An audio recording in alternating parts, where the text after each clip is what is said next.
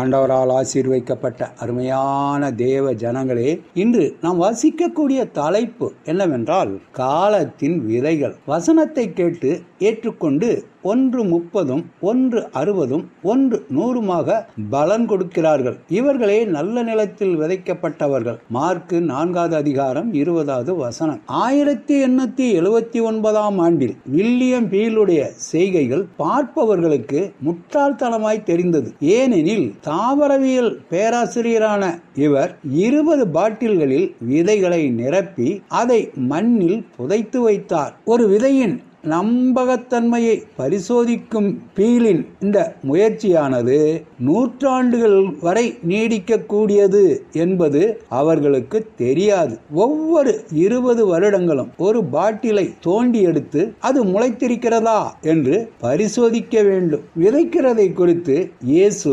அநேக போதனைகளை செய்திருக்கிறார், கொடுத்திருக்கிறார். விதைக்கிறதை கர்த்தருடைய வார்த்தையை பறைசாற்றுவதோடு ஒப்பிடுகிறார். மார்க்கு 4:15 சில விதைகளை சாத்தான் கெடுத்து போடுகிறான், சில விதைகள் வேரூன்றுவதில்லை, சில விதைகள் முள்ளுகளுக்கிடையே சிக்கி வளராமல் போய்விடுகிறது.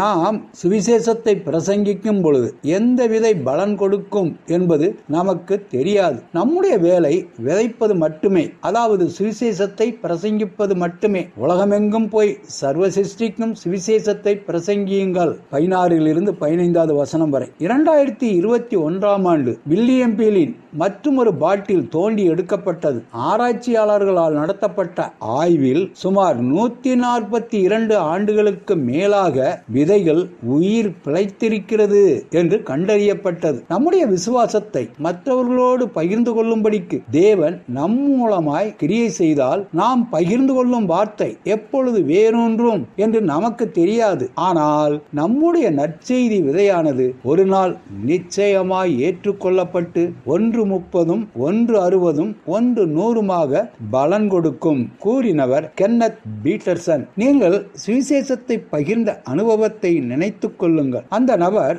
உங்களுக்கு எவ்விதம் பதிலளித்தார்? அந்த நபருக்காக இன்று நீங்கள் எப்படி ஜெபிக்கிறீர்கள்? எங்கள் அன்பான தேவனே, என்னுடைய நண்பர்களோடும் உடன் வேலை செய்பவர்களோடும் சுவிசேஷத்தை பகிர எனக்கு உதவி செய்யும் என்று நமது தேவனை நோக்கி நாம் ஜெபிக்கலாமா?